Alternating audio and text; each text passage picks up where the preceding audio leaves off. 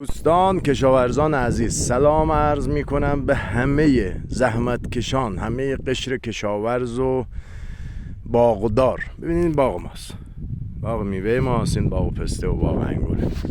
این لاستیگار ما از تو جاده برمی داشتیم، رفیقام میگفتن میخوای چیکار کنی؟ خب حالا بگم میخوام چیکار کنم. ببینید این برداشت آب از روزی که لوله کشی شده، حیوانا مثل پرندگان، روباه، مار، اینا حیوانا تو جوب آب پیدا نمیکنن، میان سر زمین، هم آب سریع میره داخل زمین و این حیوانات اذیت میشن.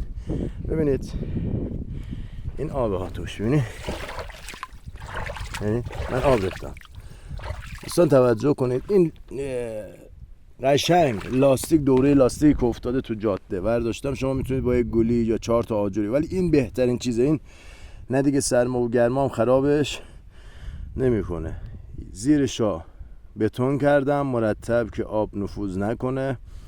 ما 2 روز این آب رو ریختیم اینجا، 2 روز این آب رو ریختیم اینجا. هر کدوم حداقل 100 لیتر آب میگیره.